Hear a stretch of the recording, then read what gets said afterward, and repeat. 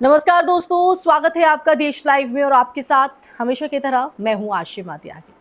दोस्तों, आज की राजनीति में सबसे बड़ा सवाल ये नहीं है कि आरोप कौन लगा रहा है, बल्कि ये है कि आरोप सुनने की हमारी क्षमता कितनी बची है।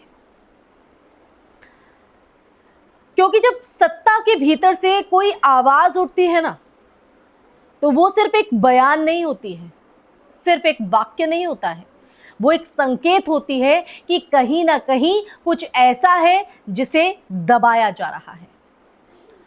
हाल ही में मधु किश्वर का बयान इसी तरह की एक हलचल जो है पैदा करता है। दोस्तों, एक ऐसी शख्सियत जो लंबे समय तक सत्ता के वैचारिक घेरे के करीब रही, जब वही अपनी किताब में अवतारी पुरुष को व्यभिचारी पुरुष कहती है, तो ये सिर्फ शब्दों का चयन नहीं होता है, ये एक राजनीतिक और नैतिक विमर्श को चुनौती देने वाला एक बयान बन जाता है। मधु किश्वर कोई साधारण आलोचक नहीं है, वो उन लोगों में रहे हैं जिन्होंने सालों तक नरेंद्र मोदी और उनकी राजनीति का समर्थन किया है। जी हां, समर्थन। और ऐसे में उनका ये बयान और भी गंभीर हो जाता है, क्योंकि ये विपक्ष की तरफ से किया गया कोई हमला नहीं है, ये एक सत्ता के भीतर से आई हुई वो आवाज है जो बताती है कि अंदरूनी चर्चाओं में क्या क्या बातें होती रही हैं। जब कोई इनसाइडर इस तरह का आरोप लगाता है दोस्तों, तो उसे सिर्फ व्यक्तिगत राय कहकर खारिज करना आसान नहीं होता है, लेकिन असली मुद्दा यहाँ बयान नहीं बल्कि उस पर प्रतिक्रिया का है। अगर यही बात राहुल गांधी या कांग्रेस के किसी नेता के बारे में लिखी जाती तो क्या होता? शायद टीवी चैनल्स पर हफ्तों तक डिबेट चलती, चरित्र, संस्कार और नैतिकता जैसे शब्दों की बाढ़ आ जाती। लेकिन जब मामला प्रधानमंत्री से जुड़ा हो तो वही मीडिया खामोशी ओढ़ लेता है। और यही वो दोहरा मापदंड है जो लोकतंत्र के लिए सबसे बड़ा खतरा बनता जा रहा है दोस्तों। जी हां, सबसे बड़ा खतरा। मीडिया की भूमिका लोकतंत्र में सिर्फ खबर दिखाने की नहीं होती है, बल्कि सवाल पूछने की भी होती है। लेकिन आज के दौर में देखिए, आज के दौर में मीडिया का एक बड़ा हिस्सा सत्ता से सवाल पूछने के बजाय उसकी छवि बचाने में लगा हुआ दिखता है। ये जो स्थिति है, ये स्थिति सिर्फ एक व्यक्ति या एक बयान तक सीमित नहीं है, बल्कि ये एक व्यापक प्रवृत्ति का हिस्सा है, जहां सत्ता के खिलाफ उठने वाली हर आवाज को या तो दबा दिया जाता है या नजरअंदाज कर दिया जाता है। अब देखिए, यहां पर यह भी समझना जरूरी है कि आरोप सच है या झूठ। ये जांच का विषय हो सकता है, लेकिन उससे पहले ये जरूरी है कि उन आरोपों पर चर्चा हो, सवाल उठे और जवाब मांगे जाएं। अगर हम सिर्फ इसलिए किसी मुद्दे पर बात ही नहीं करेंगे क्योंकि वो सत्ता के खिलाफ है, तो फिर लोकतंत्र का मूल उद्देश्य ही खत्म हो जाता है और लोकतंत्र का मायने क्या रह जाता है दोस्तों। मधु किश्वर के बयान को इसी संदर्भ में देखना चाहिए। समझ रहे हैं उसके मायने आप?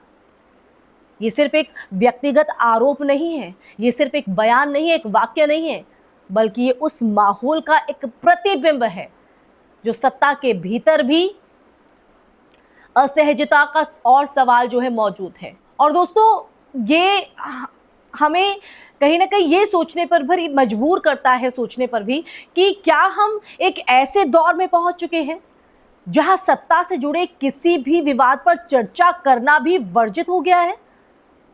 ये सवाल इसलिए दोस्तों क्योंकि दरअसल सबसे महत्वपूर्ण बात यह है कि लोकतंत्र सिर्फ चुनाव जीतने से नहीं चलता है, बल्कि पारदर्शिता और जवाबदेही से भी चलता है।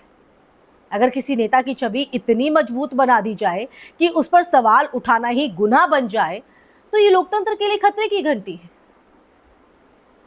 जी हां, खतरे की घंटी। ये मैं नहीं कह रही हूं, ये कोई और नहीं कह रहा है, ये मधु किश्वर के बयान नहीं कह रहे हैं, बल्कि उसके मायने कह रहे हैं, आज की तस्वीर कह रही है, आज की परिस्थितियां कह रही हैं।